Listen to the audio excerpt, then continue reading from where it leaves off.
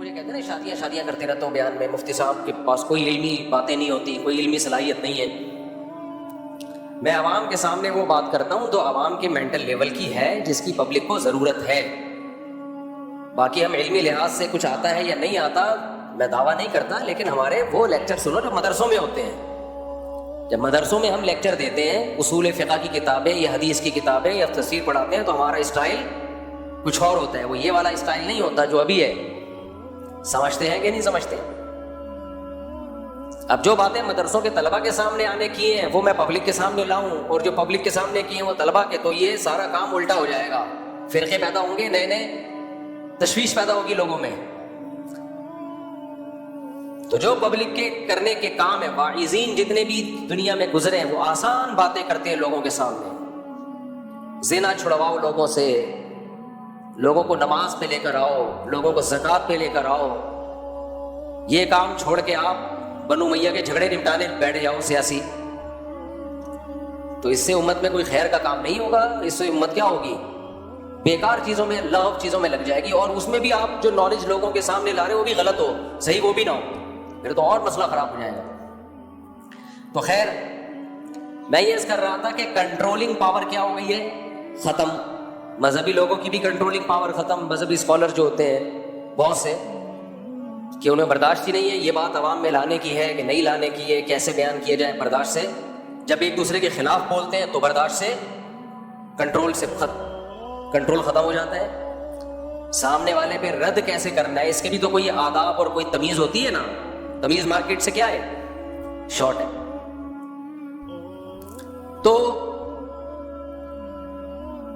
تو ایک ظلم تو یہ ہوا کہ ہماری سوسائٹی میں برداشت ختم ہے. دوسرا ظلم یہ ہوا کہ مذہب میں ان چیزوں کو داخل کیا گیا کہ جن چیزوں سے برداشت اور ختم ہوتی ہے، حالانکہ ان کا مذہب سے تعلق نہیں ہے. سمجھ میں آ رہی ہے بات؟ یعنی گویا کہ جو چیز برداشت پیدا کرنے کا ذریعہ تھی مذہب، اسی مذہب کا ایسا تصور پیش کیا گیا کہ عدم برداشت ایسا لگتا ہے کہ سب سے زیادہ مذہبی لوگوں میں ہے. نہیں آئی بات؟ یعنی مذہبی لوگوں کو دیکھ کے لگتا ہے کہ سب سے کم برداشت ان لوگوں میں ہے. سب سے زیادہ جذباتی لوگوں میں مشہور ہے یہ بات. سب سے زیادہ جذباتی کون ہوتے ہیں؟ مذہبی لوگ. سب سے کم برداشت کس میں ہوتی ہے؟ مذہبی لوگوں میں. سب سے زیادہ بد اخلاق کون ہوتے ہیں؟ مذہبی لوگ. سب سے زیادہ گالیاں کون دیتے ہیں؟ مذہبی. مشہور ہے پبلک میں، یہ مشہور ہے، امیج ایسا کیا ہوا ہے. نہیں آئی میرا خیال ہے بات؟ مارنے دھاڑنے کے سب سے زیادہ فتوے کس کے پاس ہوتے ہیں؟ ابے بولو نا. مذہبی لوگوں کے پاس. مار پیٹ سب سے زیادہ کون کرتے ہیں؟ مذہبی لوگ. میں نہیں کہہ رہا حقیقت ہے یہ، لیکن پبلک کے سامنے جو مذہبی لوگوں کا امیج کیا ہوا ہے، جو تصور کیا ہوا ہے وہ یہی ہے. سمجھتے ہو کہ چیختے چلاتے سب سے زیادہ کون ہے؟ آپ یونیورسٹی میں لیکچرار کے پاس چلے جائیں، تمیز سے لیکچر دے رہا ہوگا، کسی مولوی صاحب کے بیان میں بیٹھ جائیں تو ایسا لگ رہا ہوگا کہ سر پھاڑ دے گا ہمارا بیٹھ گئی. اتنا چیخے گا، اتنا چلائے گا، کہتے کیا ہو رہا ہے بھائی؟ بات آرام سے بھی کہی جا سکتی ہے. ایک صاحب ہے مولانا صاحب، میرے خلاف فتوے آج کل بہت دے رہے ہیں. وہ اڑا دو، گردن اڑا دو اس کی، مار دو اس کو، گستاخ ہے اور پتہ نہیں اس طرح کے فتوے نا. تو جب بہت زیادہ ہو گئی تو میں نے کسی کو بھیجا، میں نے کہا جا اس کے بیان میں بیٹھ ریکارڈ کر کے لے آ، اس سے پہلے کہ یہ ہماری گردن اڑائے ہم اس کے خلاف کیس کرتے ہیں. کیونکہ اچھا وہ کام اس کا یہ ہے کہ بنیان سنتا ہے عورتوں کے. کیا کرتا ہے وہ؟ عورتوں کے بنیان سن کے بتاتا ہے کہ تیری بیوی پہ جن ہے یا نہیں ہے. اب جب سے میں نے یہ کہنا شروع کیا ہے نا میری گردن اڑے نہ اڑے، اس کی 2 ٹکے کی سوسائٹی میں حیثیت رہی نہیں ہے. کیونکہ ہمارے علماء ایسے لوگوں کے خلاف بولتے ہوئے ڈرتے ہیں کہ شاید کہیں پہنچے ہوئے بزرگ نہ ہو، کہ یہ جن چڑیل بھوت بھگاتے ہیں تو پتہ نہیں ان کا اللہ کے ہاں کیا مقام ہوگا. ہمارے علماء اکثر نیک علماء بھی ڈرتے ہیں ان لوگوں کے خلاف بولتے ہوئے کہ یار ایسا نہ ہو حقیقت میں کہیں پہنچے ہوئے نہ نکلے کہیں. بے باز ہوتے ہیں نا، وہ بہت بڑا مقام ہوتا ہے. تو اللہ نے میرے اندر جو سافٹ ویئر انسٹال کیے ہیں وہ سافٹ ویئر ان چیزوں کو مانتے ہی نہیں ہے. میں کہتا ہوں وہ کمبخت 1 نمبر کا بے غیرت، اور بے غیرت سے بہت کم گالی ہے یہ. ممبر کا احترام ہے کہ میں بہت ہلکا لفظ یوز کر رہا ہوں. ممبر نہ ہوتا تو پھر میں بتاتا ان کو کیا کہا جائے گا. مجبور ہوں, ممبر نے میرے ہاتھ باندھ دیے. وہ بزرگ تو دور کی بات میرے بھائی, جو عورت کا بنیان سونگ رہا ہے نا کسی غیر عورت کا, وہ بے غیرتی کا لفظ اس کے لیے, یہ بے غیرتی کے لفظ کی توہین ہے. بے غیرت کا لفظ بولے گا یار میں اتنا برا ہوں کہ آپ نے اس آدمی پہ میرا نام فٹ کر دیا, اور اپنے آپ کو مفتی بھی کہتا ہے, مفتی فلاں مفتی فلاں. جن چڑیل بھوت بھگانے والے ویسے ہی غیرت ان میں ہوتی نہیں ہے. آپ ذرا ان کے ساتھ رہو, آپ کو سارے ایک نمبر کے بغیرت نظر آئیں گے. یہ اتنے بے غیرت ہے کہ میں ان کے خلاف اتنا بول رہا ہوں, ایک جن میرے پاس نہیں بھیجا انہوں نے. یار کیا خیال ہے, بھیج دو یار 2-4 جن چڑیل بھوت بھیج کے ہمیں بھی کوئی جادو وادو کرو ہمارے اوپر بھی. تو کوئی جادو کرو نا ہمارے اوپر بھی کرو یار. کس نے منع کیا تمہیں؟ رکھو تعویذ. تو یہ ان دلوں میں تیل نہیں ہے, بے غیرت لوگ ہیں. یہ صرف آپ میں اگر کوئی بے غیرت ہو تو اس پہ اثر کریں گے یہ, ٹھیک ہے نا. یہ ان کا اثر ہر ایک پہ نہیں ہوتا. تو وہ ہے, وہ ہر جمعے کے بیان میں نا چیخ چیخ کے تھک گیا وہ بے غیرت میرے خلاف. کبھی بنوری ٹاؤن کے فتوے, کسی اور کے بارے میں فتویٰ بنوری ٹاؤن کو وہ میرے نام سے لگا لگا کے چلا رہا ہوتا ہے. ابھی 2 جمعے پہلے پھر اس نے بانٹا ہے. پوری بیچارے کی کوشش ہے کہ مفتی طارق مسعود کا کوئی سر قلم کر دے, پوری زور لگا رہا ہے وہ. اور قلم کرنے کا مقصد کیا ہے؟ تاکہ جو چٹی بنیان جو سونگ سونگ کے بتاتا ہے نا, اس کو جو میں نے ایکسپوز کیا ہے, یہ تو چٹی میں نے دیکھی نہیں ہے, بنیان تو لوگوں سے سنا ہے, لیکن میں یقین سے کہتا ہوں چٹیاں بھی سونگتا ہوگا. کیونکہ جو بے غیرت ہوتا ہے وہ تھوڑا بے غیرت ہوتا نہیں ہے, تو وہ گردن اڑانے کے چکر میں لگا ہوا ہے بہت دنوں سے. تو جتنے اس کے بے غیرت مرید ہیں, میں ان سے کہتا ہوں کہ اپنے اس پیر سے بولو کہ بے غیرت تو ہمارے ذریعے سے مفتی کی گردن کیوں اڑوا رہا ہے؟ تجھے اگر عشق مصطفیٰ ہے تو بے غیرت خود آنا, صحیح ہے نا.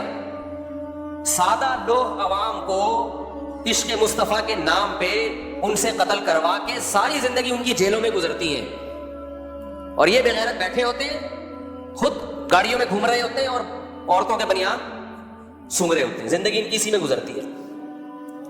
تو جو بھی فتویٰ دیا کرے نا فلاں کی گردن اڑا دو, آپ اس کو تلوار لا کے دیں, حضرت یہ کام آپ اپنے دستے مبارک سے کریں, مریدوں کو بیوقوف بنانے کی کوشش بولو نہ کریں. حضرت یہ تلوار ہے, آپ اپنے دستے مبارک سے تلوار پہ آپ خود خرچہ کر لیں. ان سے یہ کہیں کہ یہ نہیں ہو کہ ہم تلواروں سے کھیلیں اور آپ عورتوں کی شلواروں سے کھیلیں, کیونکہ عامل شلواروں سے بھی کھیلتے ہیں عورتوں کی. یہ نہیں ہو سکتا کہ ہمیں تلواروں سے کھلواؤ, خود چٹی بنیان اور شلواروں سے کھیلو.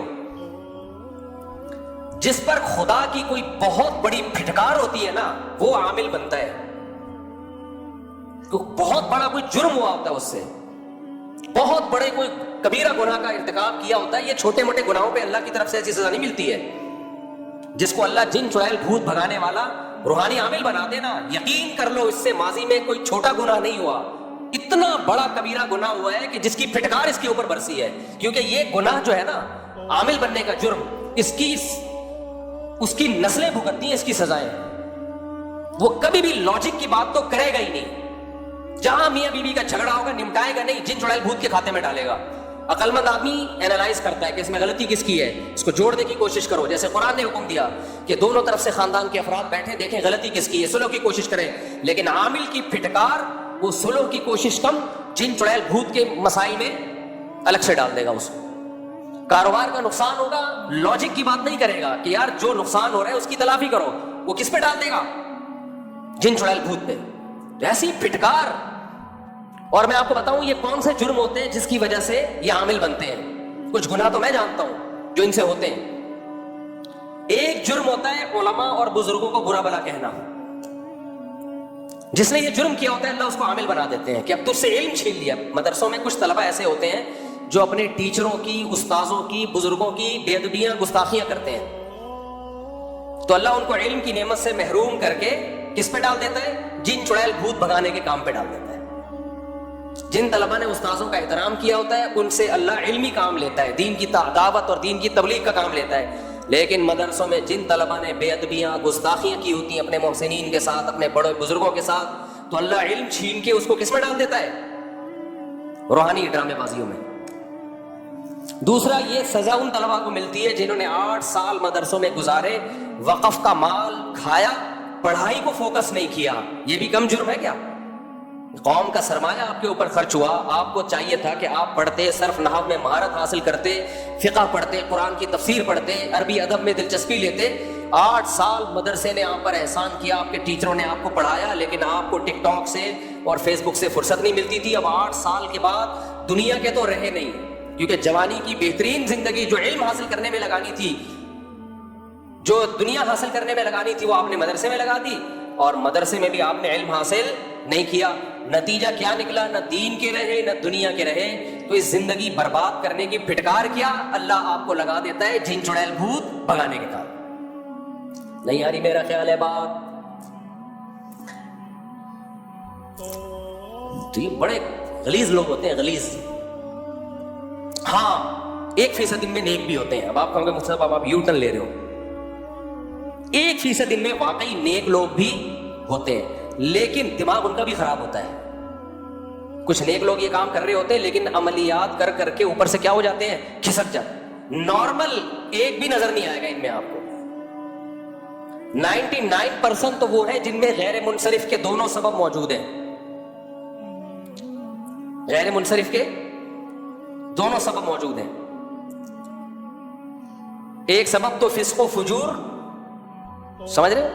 نہیں سوری، ان میں کچھ لوگ تو ایسے ہیں جن میں غیر منصرف کا ایک سبب ہی 2 کے قائم مقام ہے.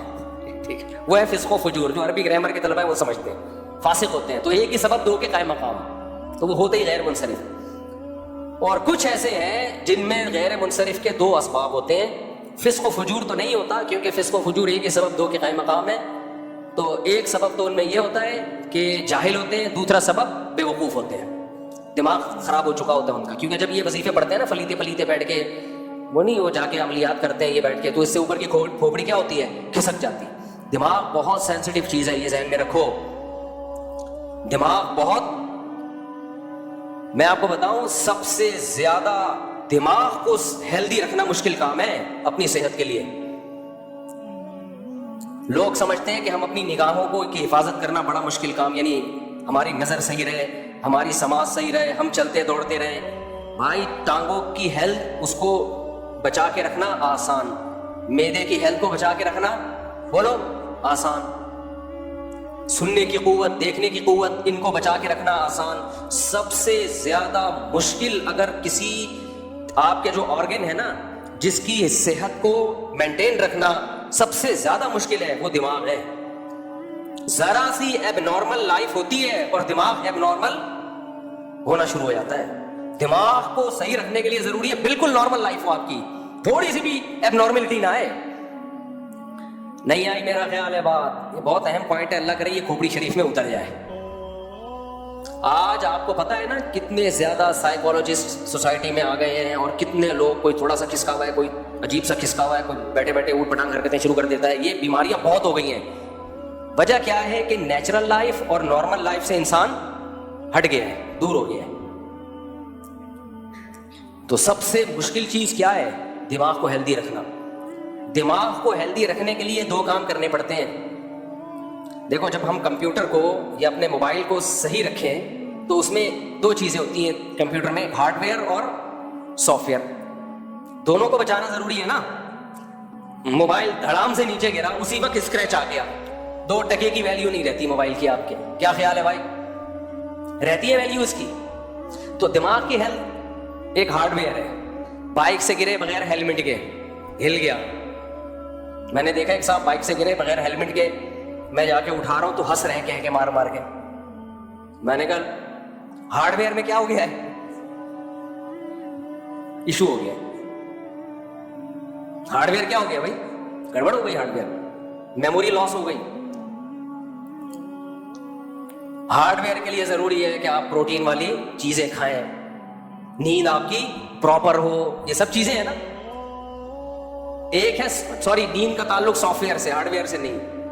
بادام کھائیں آپ، انڈے منڈے پھوڑ دیا کریں، زیادہ مت کھایا کریں، کم کھایا کریں. رمضان میں آدمی کا دماغ زیادہ اچھا ہوتا ہے، بلاکیج نہ ہو جائے کہیں بلڈ پریشر کی وجہ سے، برگ نہ پھٹ جائے. یہ سب ان سب چیزوں کا تعلق کس سے ہے؟ ہارڈ ویئر سے.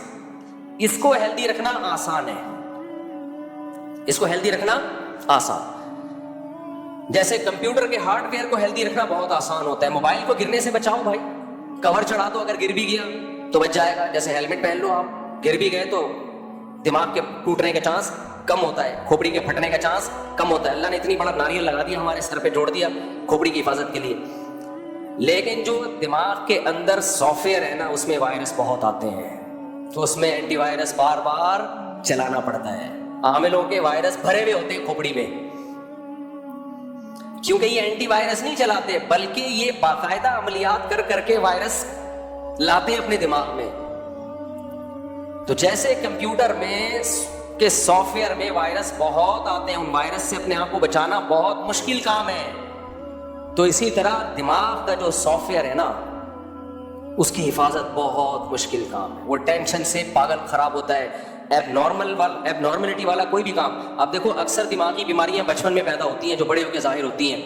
بچے اسٹریس کے ماحول میں اگر پلتے ہیں نا، ماں یا باپ میں سے کوئی ایک بھی بہت سخت ہے تو بچے کا دماغ ہمیشہ کے لیے خراب ہو جاتا ہے. اسکولوں کی جو ٹینشن ہے نا بچوں میں، ہر وقت امتحان امتحان امتحان، آگے بڑھنے کا شوق ہی ختم، بس نمبر لینے کا شوق ہوتا ہے. تو وہ اسٹریس ان کو کیا کرتی ہے، ان کے اندر جو، میں آپ کو اپنی بات بتاؤں، میں نے مدرسے میں جا کے پڑھا ہے، اسکولوں میں نہیں پڑھا. اسکول میں ہمیں یہ ہوتا تھا کہ امتحان میں نمبر اچھے لینے، رٹا لگاتے تھے ہم، کیونکہ ہم دیکھتے تھے جس بچے کے اسکول میں نمبر اچھے آئے اس کی عزت ہوتی ہے، جس کے نمبر اچھے نہ آئے اس کی بے عزتی ہوتی ہے. تو ہمیں اس سے کوئی سروکار نہیں ہوتا تھا کہ جو فزکس کیمسٹری ہم پڑھ رہے ہیں اس میں ہمیں کتنی مہارت ہو رہی ہے. میں تو پھر بھی اپنے طور پر کوئی دلچسپی لیتا تھا. جیسے فزکس کے اصول جب ہم پڑھتے تھے تو میں اپنی پریکٹیکل لائف میں اس کو اپلائی کرتا تھا. لیکن ہمارے کلاس فیلو بولتے تھے بھائی جتنا ٹائم اس کو سیکھنے میں لگا رہے ہو 6 سال اور رٹا لگا کے یاد کر لیتے، ان سب چیزوں کا آپ کو امتحان میں کوئی فائدہ نہیں ہوگا. تو اس سے آدمی کی جو مینٹل گروتھ ہے وہ بڑھتی ہے یا کم ہوتی ہے؟ کم ہوتی ہے. سائنسدان وائنسدان ٹائپ کی چیزیں پیدا نہیں ہوتی. پھر اس سے جب ہم مدرسے میں گئے تو اللہ کا بڑا فضل ہوا. مدرسے میں جب میرے شروع کے جو 2 سال تھے نا، اس میں وہ روایتی طریقہ نہیں تھا ہمارے مدرسے میں جو عام طور پہ مدرسوں میں ہوتا ہے. اس میں یہ کہ یہ عربی گرامر یہ آپ نے پڑھنی ہے، تو میں خود پریکٹس کر کے اس کو، ٹیچر کی محنت اور خود پریکٹس کر کے بہت سیکھ کیا. اس میں دلچسپی تھی. خیر وہ ایک الگ ٹاپک ہے. تو بچپن میں بچے کے دماغ میں کوئی اسٹریس ہو، بلا وجہ کا روب ہو، تو اس میں کوئی سافٹ ویئر میں کیا ہوتا ہے دماغ میں خلل، وہ ٹھیک ہونا بڑا مشکل ہے. پھر وہ ساری زندگی اب نارمل ہی رہتا ہے بیچارہ، بڑھ ہی نہیں پاتا. غریبوں کے بچے زیادہ اچھے پل جاتے ہیں، میں نے دیکھا ہے. غریبوں کے بچے، ان کے پاس وسائل کم ہوتے ہیں. غریب کے بچے کے پاس وسائل زیادہ آ جائیں وہ مالدار کے بچے سے آگے نکل جائے گا. مالداروں کے بچوں کی مینٹل گرو آج کل کم ہو رہی ہے. وجہ اس کی ہے کہ 1 2 ہوتے ہیں. کتنے ہوتے ہیں؟ 1 یا 2. اور ان پر ماں باپ کا دباؤ پڑھائی کا اتنا ہوتا ہے، کیونکہ ماں باپ نے یہ کہا ہوتا ہے کہ ہم نے پڑھ لکھ کے اتنا کمایا ہے تو ہمارا بچہ بھی پڑھے گا اور اتنا کمائے گا. اور پھر بچے کو کھیلنے کودنے کے لیے قریب العمر بہن بھائی نہیں ملتے. اس کے کزنوں کی تعداد، اس کے بہن بھائیوں کی تعداد کم ہوتی ہے. بچہ جب بچوں کے ساتھ رہتا ہے نا، بہت لائف کو انجوائے کرتا ہے. وہ بھاگتا ہے، دوڑتا ہے، درخت پہ چڑھ رہا ہے، کبھی بادام کے درخت پہ دھڑام سے گرا، چھوٹا بھائی بڑا بھائی منجلا بھائی چھوٹی بہن بڑی بہن منجلی بہن اور کزنوں کی پوری فوج ہوتی ہے. ایسے کھیل کود کے جو بچے بڑے ہوتے ہیں وہ دنیا میں بڑے کام کرتے ہیں، بشرطے کہ ان کو وسائل بھی ملے. اب غریب کے بچوں کے پاس وسائل کم ہوتے ہیں اس لیے بڑے کام نہیں کر پاتے. مالداروں کے بچے تو ہم دیکھ رہے ہیں بیچارے برگر کچھ کسی کا ڈھو کرو گر جاتے ہیں وہ. اور یہ مسائل باہر ملکوں میں زیادہ ہیں. بچوں کی جو بیماریاں ہیں نا دماغی، یہ ترقی یافتہ ملکوں میں زیادہ بیمار ہیں بچے، غریب ملکوں میں کم ہے. ابھی میں افریقہ تو 4تھا چکر لگا، میرا 3را یا 4تھا. بچوں کی فوج ہوتی ہے، سارے ہنستے کھیلتے اچھلتے کودتے، جب بھی کھڑے ہو کے ڈانس کرنا شروع کر دیں گے. وہ لگتا ہے ان بیچاروں کو کوئی ٹینشن ہی نہیں ہے. بیچارے غریب ہونے کی وجہ سے کہہ رہا ہوں میں، ایسا انجوائے کر رہے ہیں لائف کو. ان کی مائیں ان کو ایک سوکھی روٹی کا ٹکڑا پکڑا دیتے ہیں، اسی کو کھا جاتے ہیں وہ خوشی خوشی. امیر کے بچے کی ٹینشن ہے تو دیکھو، وہ میرا کلپ بڑا مشہور ہوا تھا نا، مائیں صبح صبح منتیں مان کے بیٹھی ہوئی ہوتی ہیں.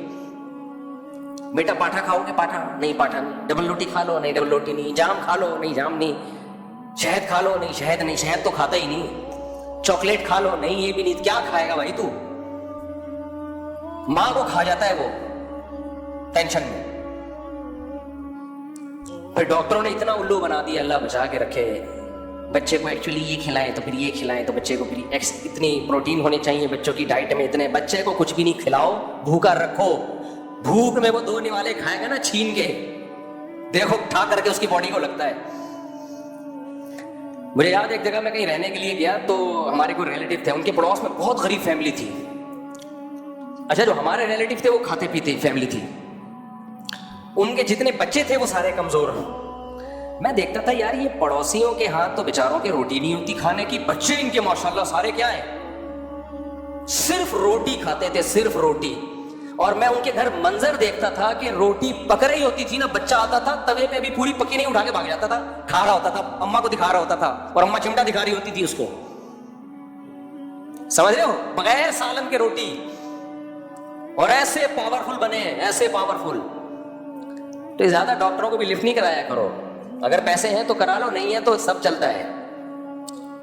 خیر ابھی کہاں سے کہاں میری بات چینج ہو رہی ہے، میں ابھی اصل ٹاپک کی طرف آتا ہوں.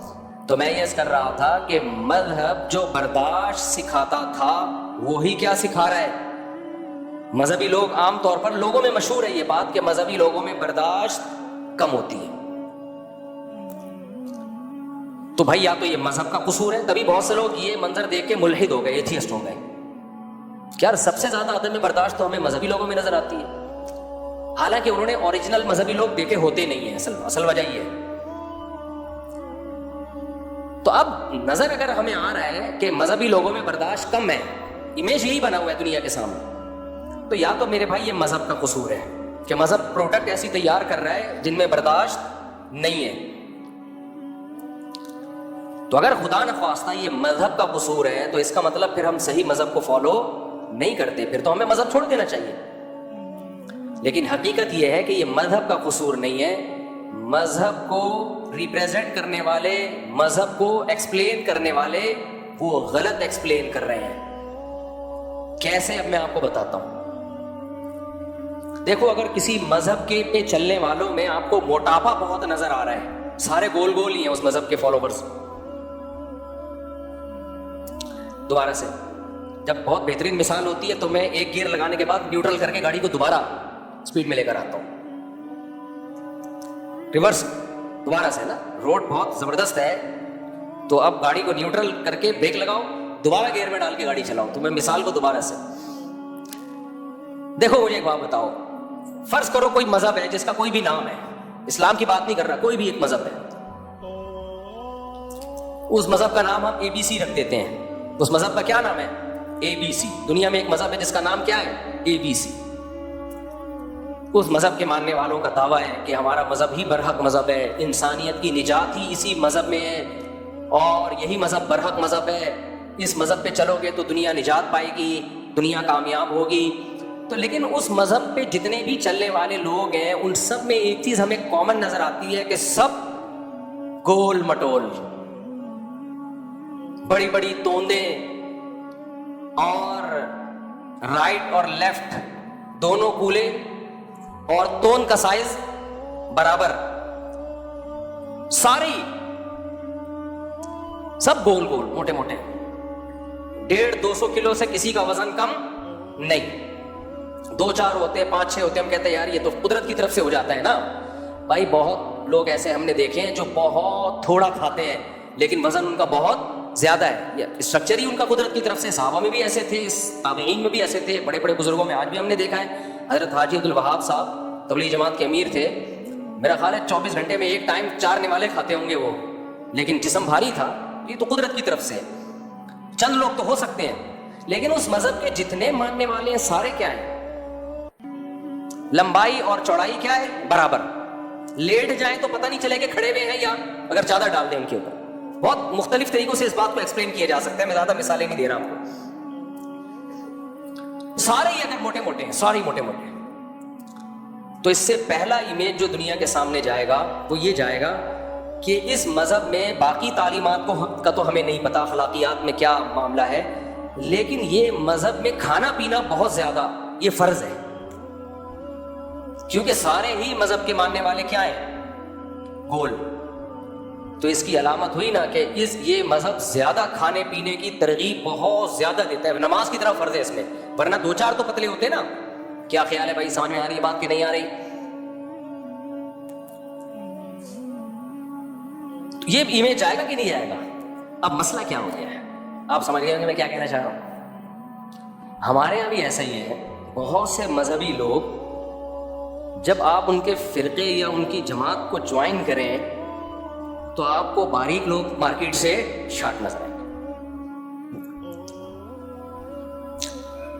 اور اگر کوئی دبلا نظر بھی آئے گا تو وہ ایسا ہی ہے جیسے بعض کم کھانے والے موٹے ہوتے ہیں، بعض بہت کھانے والے بھی اتفاق سے کیا ہوتے ہیں؟ پتلے ہوتے ہیں. وہ اتفاق سے قدرت نے ایک معجزہ دکھایا ہے کہ 6 دیگے کھا جاتا ہے، لیکن پھر بھی کیا ہے؟ میں نے ایسے لوگ بھی دیکھے ہیں باریک صبح شام کھاتے رہتے ہیں، پھر بھی باریک ہوتے ہیں. تو یہ قدرت کا ایک شاہکار ہوتے ہیں وہ. لیکن 99% آپ کو کیا نظر آ رہے ہیں؟ گول. تو اس کا مطلب کیا ہوا بھائی؟ اس مذہب میں کھانے پینے کی تعلیمات بہت زیادہ ہیں. آج مسئلہ یہ ہے کہ اسلام کا جو امیج دنیا کے سامنے جا رہا ہے، مذہبی لوگوں کا جو امیج دنیا کے سامنے جا رہا ہے، وہ یہ جا رہا ہے کہ یہ لوگ کھاتے بہت زیادہ ہیں. سمجھ آ رہی بات؟ اب مجھے بات بتاؤ، برداشت زیادہ کھانے کو بولتے ہیں یا کم کھانے کو بولتے ہیں؟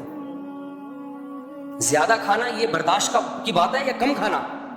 کم کھانا. کھانا کوئی کمال نہیں ہے میرے بھائی، سب کا دل چاہتا ہے پھوڑتے پھاڑتے رہیں. دسترخوان پہ ہاتھ روک لینا یہ کیا ہے؟ کمال. تو تقویٰ زیادہ کھانا ہے یا کھانے سے اجتناب کرنا ہے؟ کھانے سے اجتناب کرنا. تو اگر قرآن کہہ رہا ہے کہ ہم نے تم پہ روزے فرض کیے تاکہ تمہارے اندر تقویٰ پیدا ہو، تو اس تقوی کے مفہوم میں ایک چیز یہ بھی داخل ہے تاکہ کم کھانے کی عادت پڑے، دسترخوان پہ ہاتھ روکنا سیکھو. تو اس سے بھی پتہ چلا کہ مذہبی لوگ اگر آپ کو گول مٹول سے نظر آ رہے ہیں تو یہ مذہب کا قصور نہیں ہے، یہ مذہب کو غلط ایکسپلین کیا گیا ہے.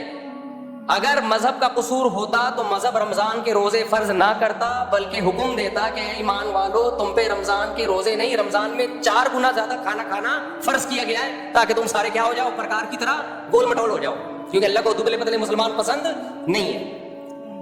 اور بخاری کی حدیث نہ ہوتی جس میں نبی صلی اللہ علیہ وسلم نے فرمایا کہ سب سے بہتر میرا زمانہ، پھر میرے باپ والا، اس کے بعد جھوٹ بھی پھیلے گا اور موٹاپا بھی پھیلے گا. بلکہ حدیث میں یوں ہوتا کہ سب سے بہتر میرا زمانہ، پھر اس کے بعد والا زمانہ، اس کے بعد جھوٹ پھیلے گا اور لوگ پتلے ہونا شروع ہو جائیں گے. صحیح سمجھ میں آ رہی ہے بات؟ تو اس سے پتہ چلتا ہے میرے بھائی کہ اسلام میں کھانا پینا نہیں ہے، اسلام میں کھانے پینے سے اجتناب کرنا ہے. اور ہمارے ہاں تیجے میں کیا ہوتا ہے؟ اب میں بتا رہا ہوں نا، مذہب میں آپ کہہ سکتے ہو نہیں بھائی ہم نے تو مذہب میں نہیں داخل کیا کہ زیادہ کھاؤ. کون مفتی فتویٰ دیتا ہے کہ زیادہ کھاؤ؟ بھائی آپ نے صراحتاً نہیں کیا، کام وہ کر لی، عبادتیں وہ فرض کر لی جس میں کھائے بغیر عبادت ہوتی نہیں ہے. آپ نے ایسی رسومات فرض کر لی ہیں کہ ان رسومات کو فالو کرنے کے لیے کھانا ہی پڑے گا، کھائے بغیر وہ آپ کی مذہبی رسومات ہوتی نہیں ہے. تو مطلب کھلا دیا نا آپ نے. اب مذہب کے نام پہ تیجا، میت کے یہاں تیجا ہوتا ہے، اس میں روزہ رکھتے ہیں یا کھاتے ہیں؟ دیگیں پکتی ہے کہ نہیں پکتی؟ بولو نا. دیگیں پکتی ہیں. شریعت نے تو کہا تھا کہ میت کے لیے ایصال ثواب کرو، روزہ رکھ لو ابا کے ثواب کے لیے. ہم نے روزہ رکھنے کے بجائے دیگ منگوائی، پھوڑ دیا. حالانکہ ابا کا انتقال بھی اسی وجہ سے ہوا تھا،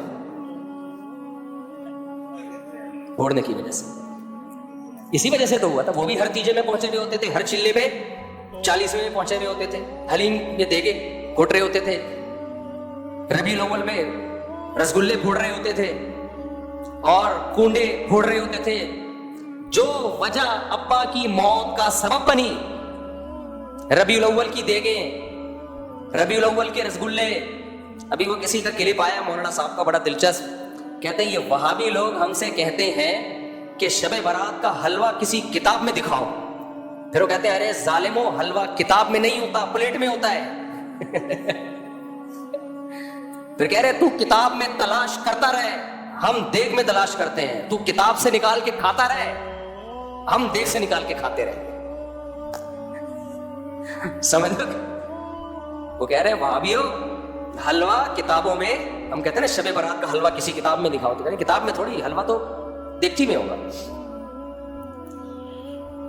شب برات کا حلوہ الگ, سمجھ رہے ہو, شب برات کا حلوہ الگ, پھر 11ویں کے حلوے الگ, 12ویں کے الگ, فلانے کے الگ, ڈمکانے کے الگ, پھر داتا دربار کی دیگیں الگ.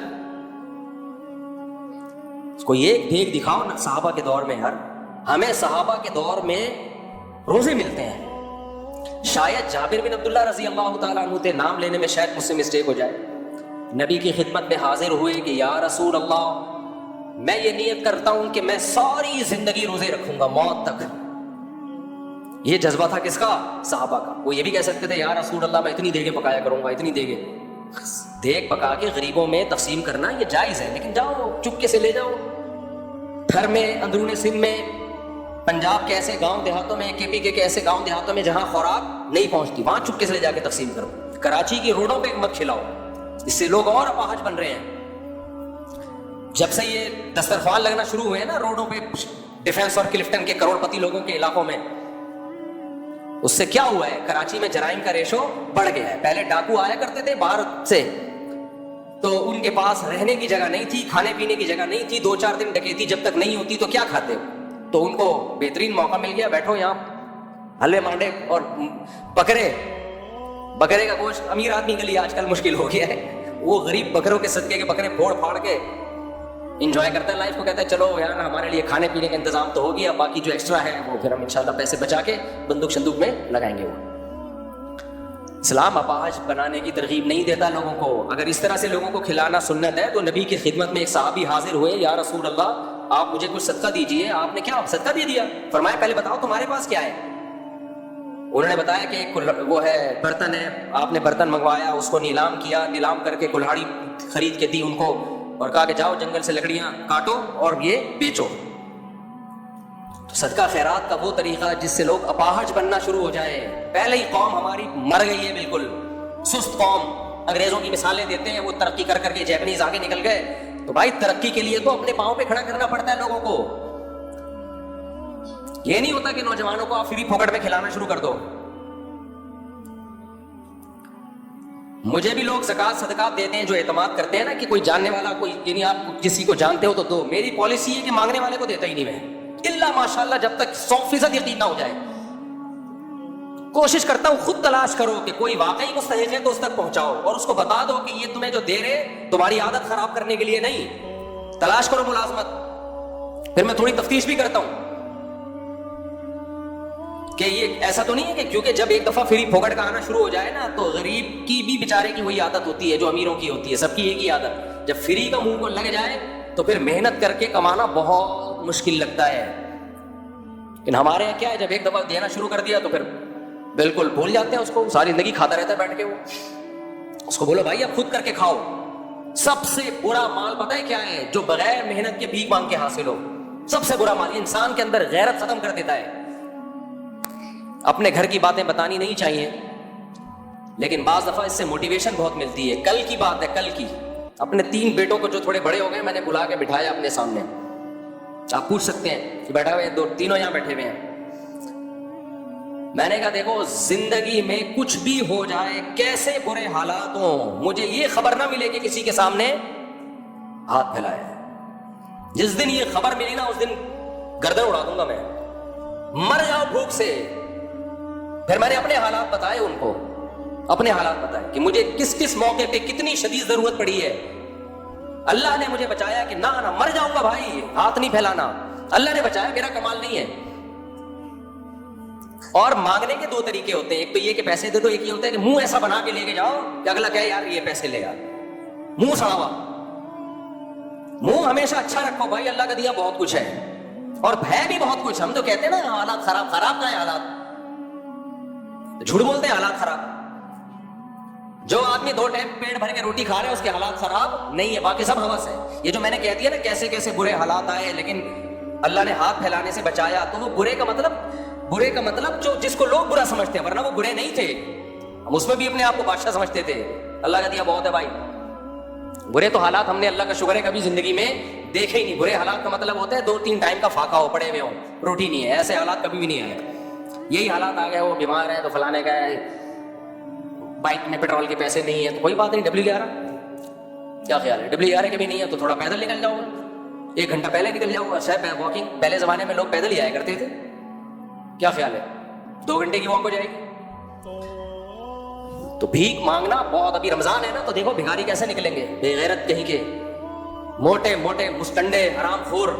سعودی عرب میں پاکستانیوں کو نکالا جا رہا ہے, دبئی سے پاکستانیوں کو نکالا جا رہا ہے. افریقہ بھی, میں ساؤتھ افریقہ سے ہو کے آیا ہوں, وہاں کا ویزا انتہائی مشکل کر دیا ہے پاکستانیوں کے لیے. پوری دنیا میں بھیک کی جو منہ لے کے جاتا ہے نا, سڑا ہوا منہ, وہ پاکستانی لے کے جا رہا ہے. سب نہیں ہے الحمدللہ, یہاں خرچ کرنے والے بھی بہت زیادہ ہیں, لیکن ان بے غیرت بھکاریوں نے پوری دنیا میں ہمارا امیج خراب کر دیا ہے. کوئی شلوار قمیض والا نظر آ جائے نا, لگ رہا ہے یہ پیسے مانگنے آیا یہاں پہ. تو اپنے بچوں کی ابھی سے تربیت کرو کہ مر جانا کسی کے سامنے ہاتھ بولو نہ پھیلانا. کوئی خودکشی کا گناہ نہیں ملے گا اگر مر گئے تو. اللہ سے کہہ دینا اللہ تو نے عزت سے زندہ رکھنا تھا تو رکھ لیتا نا, تو اللہ پھر رکھتا ہے عزت سے. ہمارے ایک استاد تھے, ان کے پاس ایک شخص آیا, کہنے لگا میں آپ کو اپنے خرچے پہ حج کرانا چاہتا ہوں. انہوں نے کہا نہیں, وہ میرے پاس تو پیسے ہیں حج کے, لیکن میں اس دفعہ میرا ارادہ نہیں ہے. ہم نے کہا آپ کے پاس تو پیسے نہیں. انہوں نے کہا بھائی میں کسی کے خرچے پہ حج پہ نہیں آنا چاہتا ہوں. صحیح ہے نا. انہوں نے کہا یا تو اتنا بے تکلف دوست ہو نا جس سے بہت فری ہو انسان. ایک اجنبی آدمی کا میں اتنا بڑا احسان لوں جس سے سلام دعا نہیں ہے, دوستی یاری نہیں ہے, کہ اتنا بڑا احسان لوں کہ اتنے لاکھ روپے مجھ پہ حج پہ خرچ کرے, اور میں پھر جب بھی اس سے ملوں تو نظریں نیچی رکھوں کہ اس نے مجھے حج کرایا تھا. انہوں نے کہا نہیں. تو ہم نے کہا آپ پہ تو پھر فرض حج کیسے کرو گے؟ انہوں نے کہا ہم اللہ سے کہہ دیں گے اے اللہ تو نے اپنے گھر بلانا تھا تو ہمارے خرچے پہ بلا لیتا نا. صحیح ہے نا, دوسروں کے خرچے پہ کیوں بلا رہا ہے. ہاں, جس سے انسان کی بے تکلفی ہو نا وہ ایک الگ بات ہے. بے تکلفی ہو, دوستی یاری ہو, وہ ایک الگ بات ہے. جب بے تکلفی نہیں ہے, جان پہچان نہیں ہے, آپ کو جو ہم اپنے خرچے پہ حج کراتے ہیں بھائی ہم آپ کو جانتے نہیں ہیں. یہ تھوڑی کہ جو بھی پیسے تھے آپ نے جیب میں رکھ کے نکل لیے. تو جس سے بے تکلفی ہوتی ہے. بھیک کا مطلب کیا ہوتا ہے؟ بھیک کا مطلب یہ ہوتا ہے جب آپ اس سے پیسے لے رہے ہو تو آپ کو تھوڑا سا احساس ہوتا ہے کہ اگلے کا احسان لے رہا ہوں میں. اٹ از کالڈ بھیک. ہدیے میں یہ نہیں ہوتا, ہدیے میں یہ نہیں ہوتا. ہدیے میں الٹا ہوتا ہے. جب کوئی گفٹ دے رہا ہوتا ہے تو لینے والے کا احسان ہوتا ہے کہ آپ ہمیں گفٹ دے رہے ہیں, آپ نے ایکسپٹ کر لیا, آپ کے بڑا شکریہ. مجھے کتنی آفریں حجوں کی آئی ہیں, عمروں کی آئی ہیں, میں نے زندگی میں صرف 2 حج کیے ہیں. آپ کا کیا خیال ہے مجھے ہر سال آفر نہیں آتی ہوگی؟ نہیں آئی میرا خیال ہے بات. میں مشہور تو 2014 سے ہوں اور بہت سارے لوگوں سے تعلقات تو 2006 سے ہیں. تو میں ہر سال حج پہ جا سکتا ہوں دوسروں کے خرچوں, لیکن میں نے زندگی میں صرف کتنے حج کیے ہیں؟ 2 حج کیے. اور حالانکہ آفر ہر سال کی ہے. پہلا حج میں نے کیا وہ تو جامع رشید نے کرایا, اور وہ بڑے مخلص لوگ تھے. اس وقت تو میری جیب میں دیلا نہیں ہوتا تھا, تو ہمارے بڑے تھے, ان سے تو خدمت لینا, یہ تو بڑے ماں باپ کا تو احسان نہیں ہوتا نا. ماں باپ تو جو کر رہے ہیں وہ تو احسان تو ہے, لیکن یہ کہ وہ احسان لینا تو فخر کی چیز ہے نا. دوسرا حج جو میں نے کیا تو بیچ میں بہت لوگوں کی آفریں آئیں حج کے لیے. ایک چیز تو یہ تھی بھائی میں آپ کو جانتا نہیں ہوں, بے تکلفی نہیں ہے, میں کیوں آپ کا احسان لوں. دوسری چیز یہ کمرشلائز یوز. حج کی جو بڑی بڑی ایجنسیاں ہیں وہ مشہور لوگوں کو لے کے جاتی ہیں کہ آپ کو ہم فری میں لے کے جائیں گے, لیکن آپ نے ہمیں پروموٹ کرنا ہے. جانے والے جاتے ہیں, مجھے ان پہ کوئی اعتراض نہیں ہے. میں نے کہا بھائی میں کمرشل یوز نہیں. بھائی یہ کوئی ناجائز ہے؟ بھائی ناجائز نہیں ہے, یہ علماء کے وقار کے خلاف ہے کہ اللہ کا رسول کا نام دنیا میں بیان کر کے آپ نے اپنے آپ کو مشہور کیا, اب آپ اس شہرت کا منجن بیچنا شروع کر دیں. سمجھ رہے ہو کہ نہیں سمجھ رہے؟ جو لوگ مجھے ہوٹلوں کے افتتاح کے لیے بلاتے ہیں سب فری پھوکٹ کے ہوتے ہیں, ورنہ مشہور آدمی کہیں ریبن کاٹنے جائے نا تو کئی لاکھ روپے اس کا ہدیہ ہوتا ہے. سمجھ رہے ہو؟ اور اگر مجھے کوئی کہہ دینا کہ آپ ہمارے ہوٹل کا افتتاح کرنے کے لیے آئے, 25 لاکھ روپے آپ کو ملیں گے, اس کا مطلب قیامت تک کے لیے اس نے افتتاح کرنے پر پابندی لگا دی. اب میں نہیں کروں گا. اس لیے کہ ہمارے حضرت فرمایا کرتے تھے کہ پیسہ کمانے کا ناجائز طریقہ بھی اختیار نہ کرو، نامناسب طریقہ بھی اختیار نہ کرو. یہ ناجائز تو نہیں ہے لیکن نامناسب. علماء کے وقار کے خلاف ہے یہ کہ آپ کسی کے جنرل اسٹور پہ جا رہے ہیں، وہاں سے 2 کھجوریں کھا رہے ہیں. وہ جدہ میں ہمارے ایک دوست ہیں، ان کو بہت زبردست جنرل اسٹور ہے، بڑے کروڑ پتی آدمی ہیں وہ.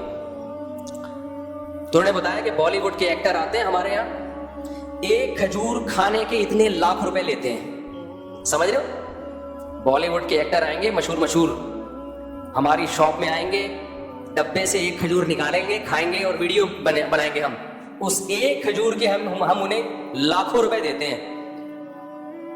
میں نے کہا یہ تو بڑا نقصان ہے. کہتے ہیں نقصان نہیں ہے، وہ لاکھوں ہمیں ریٹرن ہوتے ہیں کروڑوں کی شکل میں. کھجور ہماری ہی بکتی ہے. پھر سمجھتے ہو کہ نہیں سمجھتے؟ تو میں بھی ایسا کر سکتا ہوں کہ 2 کھجوریں میں کھا لوں اور میں یہ بول دوں کہ آپ کھجوریں کس سے خریدا کرو؟ ان سے. میری تو زندگی بھر کی کھجوریں فری اور اس کا بیڑا غرق، کیونکہ 4 گھر اور 19.25 کی کھجوریں بہت آپ کے سمجھ سے بالا تر ہیں. بچے ہو آپ، سوری میں معذرت چاہتا ہوں، میں نے آپ لوگوں سے ایسی باتیں کی جو آپ کے مینٹل لیول سے، اب 1-2 بچوں کے ساتھ یہ باتیں سمجھ میں نہیں آئیں گی. 1 بیوی 2 بچوں کے ساتھ یہ باتیں، ایک بیان صرف بالغوں کے لیے رکھوں گا میں. اصل میں بہت آگے چلا جاتا ہوں میں آپ کے مینٹل لیول سے. جب زیادہ آگے کی باتیں ہوتی ہیں نا تو پھر سمجھ سے بالا تر ہو جاتا ہے. 19.25 کا مطلب یہ سمجھیں گے ہی نہیں. ایک جگہ میں نے کہیں بیان میں کہا 19.25 تو نیچے کسی نے کمنٹ میں تھوڑے دن پہلے تو 16.5 تھے. کچھ تھوڑے دن پہلے تو 16.5 تھے، یہ 2-3 سال میں 19.25 کیسے ہو گئے؟ تو وہی بات ہے، نابالغ لوگوں کی سمجھ میں یہ باتیں، ایک بیوی 1-2 نہیں آئیں گے سمجھ میں. جب زیادہ بیویاں ہوں تو پھر بولیں گے 16.5 سے 3 سال میں صرف 19.25. پھر یہ جس دن یہ ذہن بن گیا نا، میں سمجھوں گا آپ کی سمجھ میں میرا بیان آنے لگا ہے. جس دن یہ ذہن بن گیا کہ یار چند سال پہلے 16.5 اور 3-4 سال کے بعد صرف 19.25، تو یہ جب یہ سوچ بن گئی آپ کی تو میں بولوں گا اب الحمدللہ آپ جو میں ذہن بنانا چاہتا ہوں وہ ذہن الحمدللہ بن گیا ہے. لیکن ابھی بھی زیادہ تر لوگوں کی سمجھ میں نہیں آ رہا ہے کہ کیا. خیر چھوڑو، نہیں آئے سمجھ میں، قیامت کے دن سمجھ میں آ جائے گا انشاءاللہ. اچھا ہم جلدی سے بات کو سمیٹ کے ختم کرتے ہیں. تو بات یہ چل رہی تھی کہ ہاں، تو میں یہ کر رہا تھا کہ یہ جو ہاتھ پھیلانا ہے نا، یہ بہت بری عادت ہے، بہت بری ہے. اللہ کی عادت ہے، جس نے ایک دفعہ ہاتھ یوں کیا گیا ہمیشہ کے لیے. تو اپنے بچوں کو کل میں نے بٹھا کے تھوڑے سمجھدار ہو رہے ہیں نا، پر نکلنا شروع ہو رہے ہیں. یہ کام نہیں کرنا بھائی، یہ کام نہیں کرنا.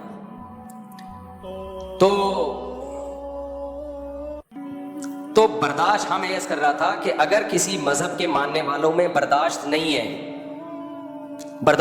اللہ بچا کے رکھے ہمیں ہاتھ کو یوں پھیلانے سے. حالات بدلتے دیر نہیں لگتی. تو میں اللہ سے دعا مانگتا ہوں کہ اے اللہ تو نے آج تک ہاتھ ایسے نہیں کیا، آئندہ بھی بچا، اور کوئی آزمائش میں نہ ڈال ہمیں. جیسے کھلا پلا رہا ہے ایسے ہی کھلاتا پلاتا رہے، ہمیشہ سے کھلایا اب بھی کھلاتا رہے. ایسے حالات ہی نہ مانگا کرو اللہ تعالیٰ سے کہ لوگوں کے سامنے ہاتھ پھیلانے پڑے. تو میں یہ بتا رہا تھا کہ پوری دنیا میں پاکستانیوں کو بین کیا جا رہا ہے. وجہ کیا ہے؟ بھیک مانگ کے نا. ایک عربی کا واقعہ نہیں ہے، بیٹھا ہوا تھا پاکستانی حرم میں، تو ایک عربی نے آ کے نا اس کو نوٹوں کی گڈی تھمائی. تو وہ پاکستانی غیرت مند تھا، اس نے بولا بھائی میں کیوں مجھے پیسے دے رہا ہے؟ بے غیرت ہوتا تو رکھے نکل لیتا. چھوڑو یار کیا کرنا ہے. تو غیرت مند پاکستانی تھا، اس نے عربی کو بولا بھائی کیوں دے رہے ہو مجھے؟ عربی نے بولا زکات. اس نے بولا میں زکات کا مستحق نہیں ہوں. پاکستانیوں میں جو سخی لوگ ہیں، بڑے خاندانی، مسجد نبی میں آپ رمضان میں دسترخوان دیکھو، نام بھی پتہ نہیں ہوتا، بس اتنا پتہ ہوتا ہے کسی پاکستانی کا دسترخوان نہیں ہے. تو ایسے غیرت مند بنو بھائی، تمہاری ملک کا نام دنیا میں روشن ہوگا. تو وہ کیا ہے کہ اس پاکستانی کو آگے دیے تو پاکستانی نے واپس کر دیے. ریال کی گڈی ویسے بھی بڑی زبردست گڈی ہوتی ہے، تو واپس کر دی. اس عربی نے بولا زکات رکھو. اس نے بولا بھائی میں غریب نہیں ہوں. اس نے کہا کہ نہیں رکھو. بولا بھائی میں غریب نہیں ہوں، میں زکات کیوں لوں یار، تیری زکات ادا نہیں ہوگی. اس نے کہا نہیں رکھو، زکات ہے. شلوار قمیض سے اس عربی نے پہچانا کہ یہ پاکستانی ہے. تو جو دیکھنے والا اس واقعے کو تھا اس نے مجھے بتایا کہ جب پاکستانی نے بار بار کہا نا کہ میں غریب نہیں ہوں، مجھے کیوں دے رہا ہے، تو اس عربی نے بولا کلو پاکستانی غریب مسکین. غریب کو مسکین کہتے ہیں عربی میں. کلو پاکستانی مسکین. تیرے غریب ہونے کے لیے اتنا کافی ہے کہ تو پاکستانی ہے. رکھ.